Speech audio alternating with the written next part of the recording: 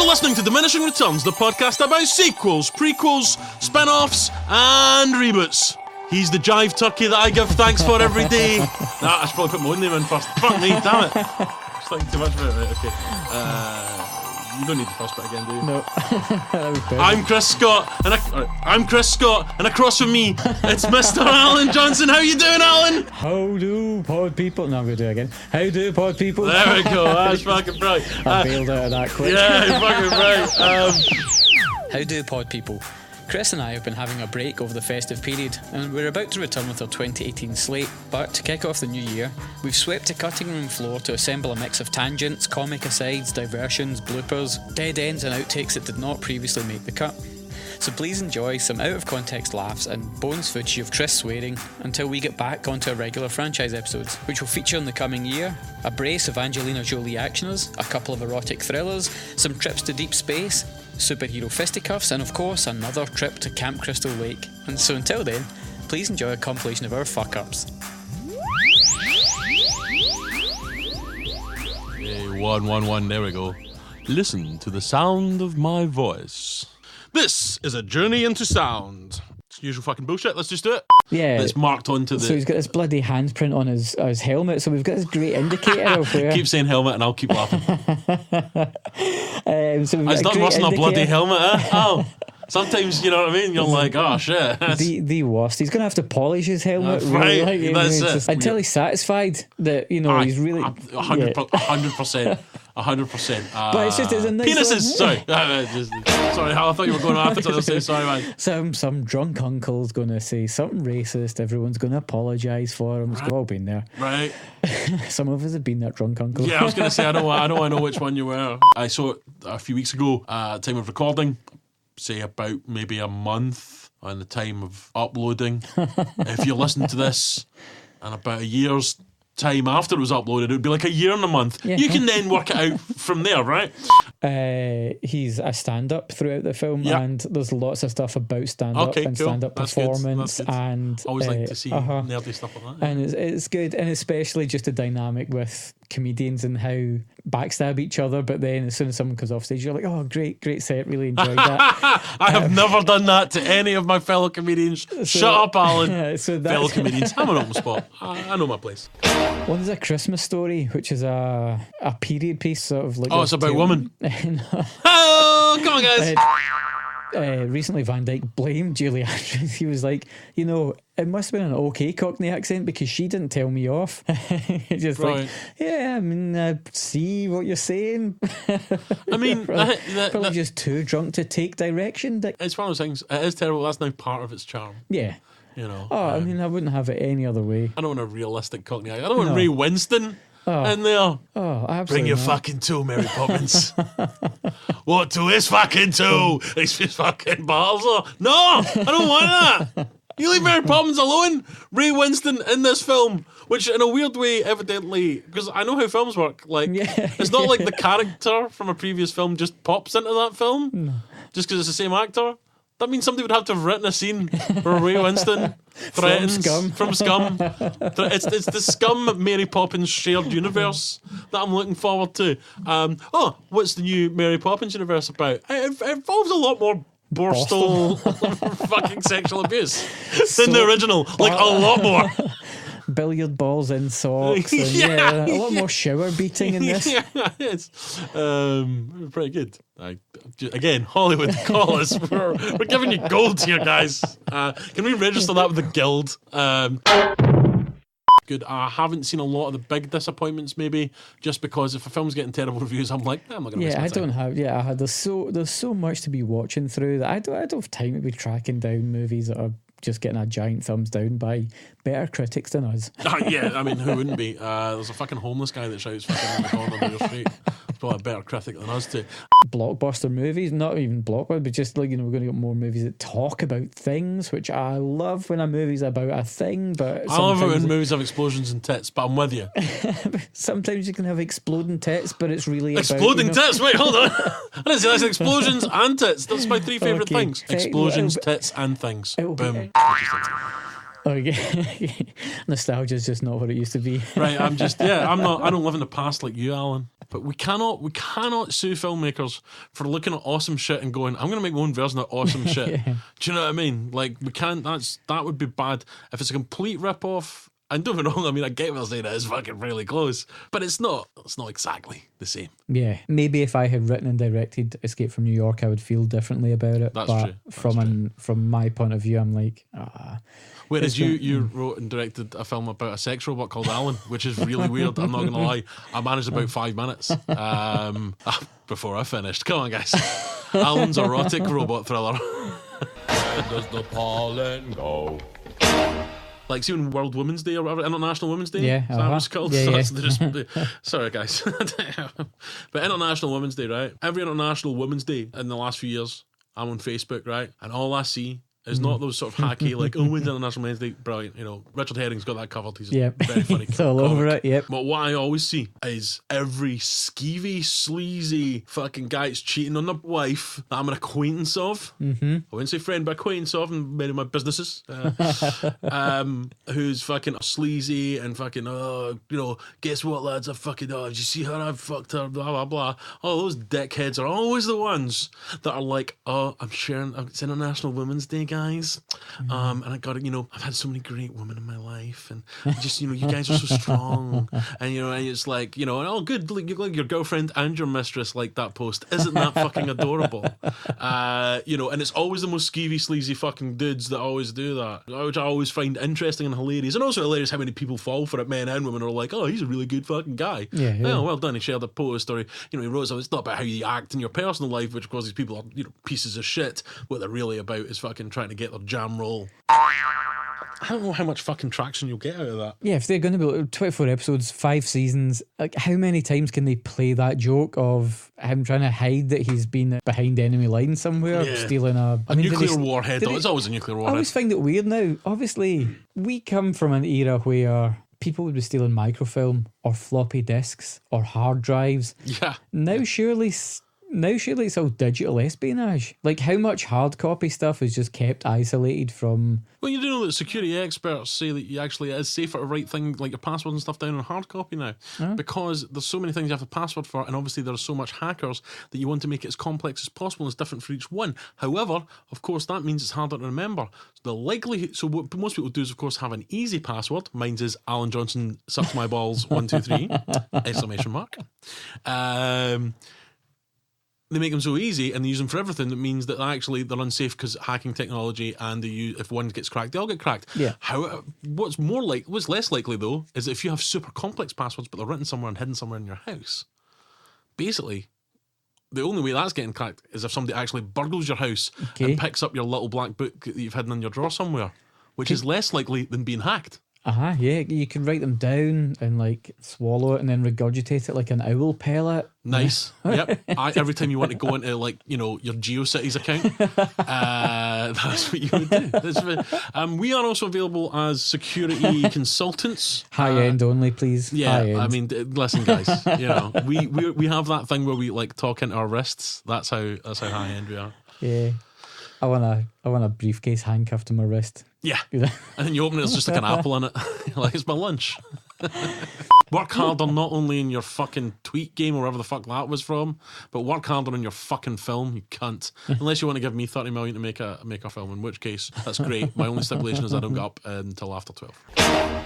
It looked to me like this was a buddy cop movie where the cops got married and how it changed their relationship, because what I presume is some like tawdry sex comedy just became like, she was finding hidden guns and then there was car chases, and then this is like if Mel Gibson and Danny Glover got married in a Lethal Weapon series. Oh, the Lethal Weapon is their dicks.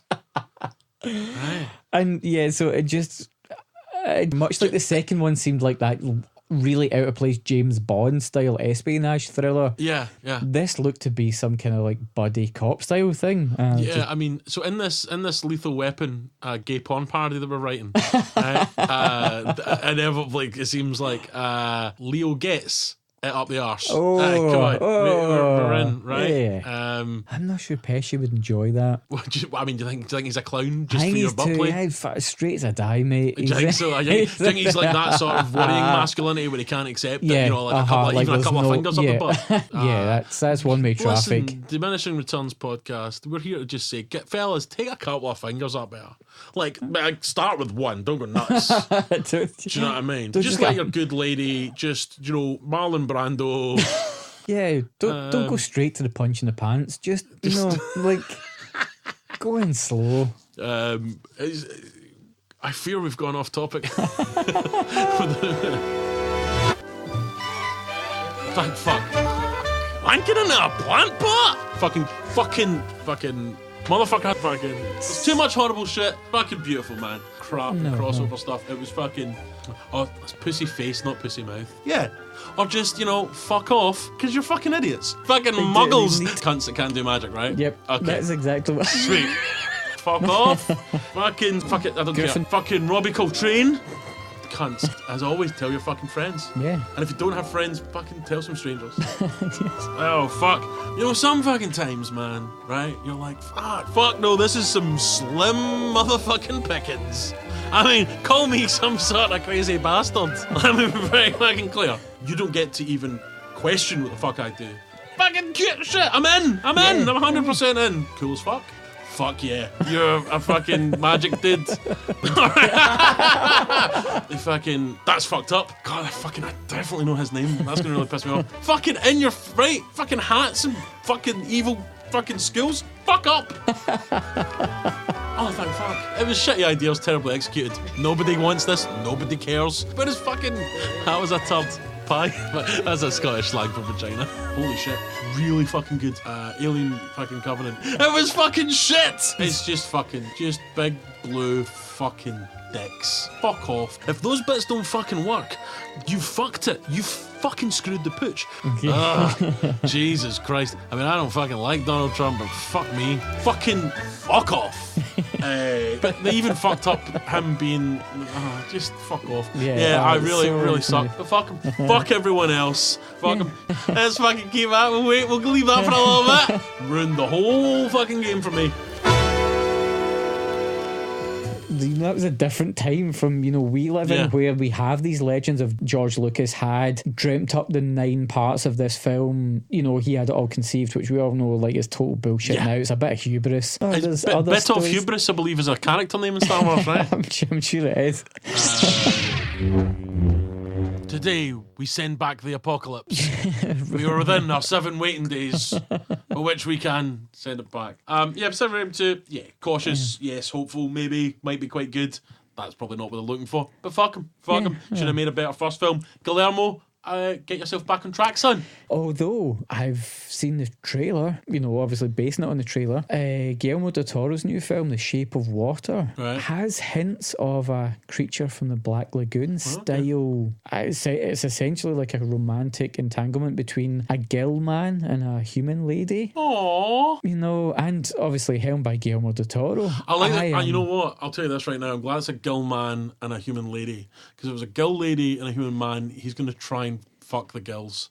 Just, he's going to at least be like, can I fuck a girl? Can I fuck one of your girls? She'll be like, what? Can I get a girl job? That's what I want. So I'm glad it's celebrated. My favourite thing about Mark Wahlberg is that he said in an interview that if he was on the plane at 9/11, he'd have stopped it. Right? Which is great because it makes me think that, like, Mark Wahlberg is effectively Gareth from The Office. You know, he thinks he can do the SAS and all that.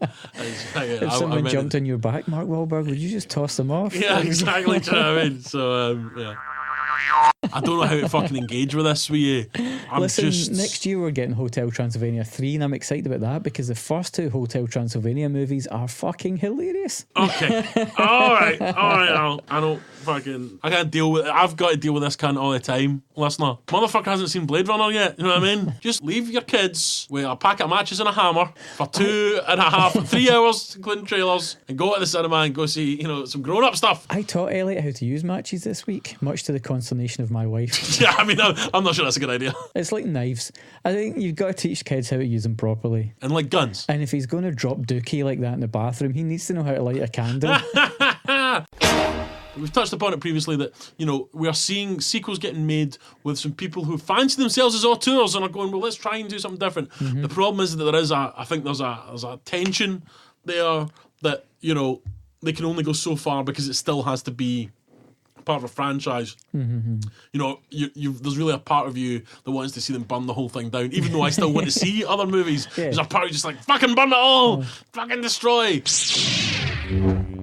Went down a bit of a giallo rabbit hole through the years. So I've seen films with the titles such as The Strange Vice of Mrs. Ward, Your Vice is a Locked Room and I Have the Key, Bloodstained Butterfly, The Bloodstained Shadow, The Short Night of the Glass Dolls, The House with the Laughing Windows, Five Dolls, For August Moon, Don't Torture a Duckling, The Imaginarium of Dr. Presarium or whatever the fuck. I mean, The Red Queen Kills 7 Times. I have seen like just a whole bunch of weird Italian giallos. I mean, good for you. That's been my year. Like, never ever complain that you are skint. I never want to hear you complain about that. one of the Grammy nominated rock stars that I used to work for got so Kanye sick.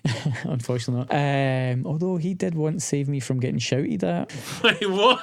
Wait, hold on. I know we don't have time, but I need to hear. How did Kanye West stop you from getting shouted at? Very quickly, doing a show in LA just before Christmas, and loads of things went wrong. There's a revolving stage, so like when one band just are like playing, K-Rock or some shit. Yeah, so one band are playing while you set up. Yeah. We revolve round with loads of technical issues and loads of things go wrong. So the singer was furious and obviously wanted to kind of drag us over the coals.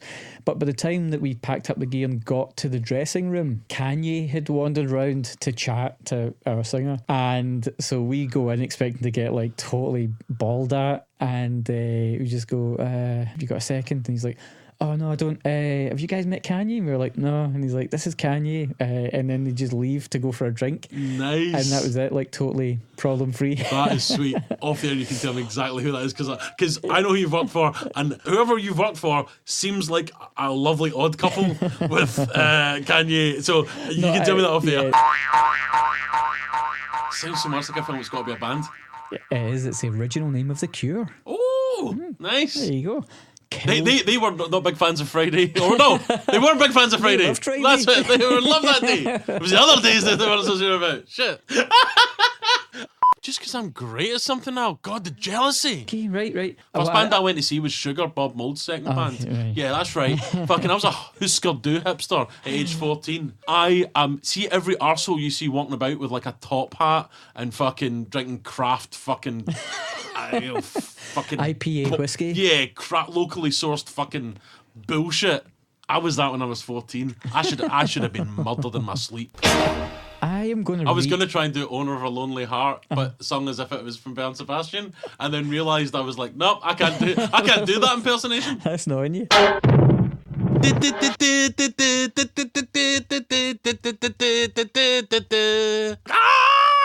The whole world doesn't move to the beat of just one drum. What might be right for you may not be right for some, cause different strokes it takes, different strokes it takes, different strokes, Chris and Alan. Mother, tell Jennifer Lawrence not to do this film. But she said because it's brilliant. It's also metal. It's so pretentious and on the nose, but it's so maddening. J-Lo is being blamed for the breakdown in Anna Faris and Chris Pratt's marriage. Oh, is she not also? I love the fact we've got into gossip. Tell me more, Al. Oh my god! But is she not also pumping Darren Aronofsky? Potentially, but a listener of ours on a social platform or other said to me that they play a drinking game while listening to the show, and that every time you say pumping, they drink. Holy shit! You may have alcohol poisoning. So gossip. Can we have a gossip thing? On our next bonus. Not the next bonus, because the next bonus is the spooky bonus. Nice. But yeah, maybe we should start folding some hot gossip. Like if anyone's like fucked a corpse. I can't have all the news about Victor Salva. Oh, dude. Oh, dude. Holy shit. We have hit it. We have hit it out of the park today, sir. Holy moly. Guys, do you have anything else for our dear listeners? With that, I am out. You are fucking done, my friend. I love it. You know, this has been a very short wee bonus. This has been a wee bonus short episode. You can get us on Twitter at Diminishing Pod. Emailing is at diminishingpod@gmail.com. On Facebook, Diminishing Returns. On Facebook, Diminishing Returns Podcast. You can tag us at Diminishing Returns Pod on Facebook as well. On Instagram, when you're not liking fucking pictures of people's foods and celebrities' tits, you can fucking get us at Diminishing Pod. We have a blog at diminishingpod.wordpress.com. On YouTube, we just search for Diminishing Returns. You can kind of find us. There's links in the episode description of this podcast. And guys, subscribe to the show, rate the show 5 stars, and tell your geeky friends that love films and can possibly understand Scottish accents to listen to the podcast, and make sure you send them a link to the correct podcast. Don't let them hear any imposters that aren't as good as me and Al, because we're the goddamn best. We don't know what our next film's gonna be, so our next film's gonna be fucking something. Thanks, guys. Thanks, guys.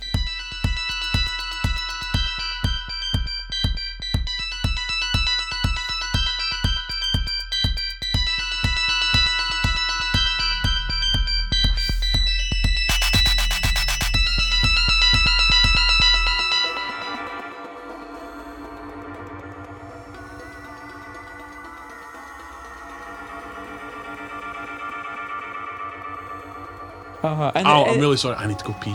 All right, no worries. I was trying to hold it in, but actually...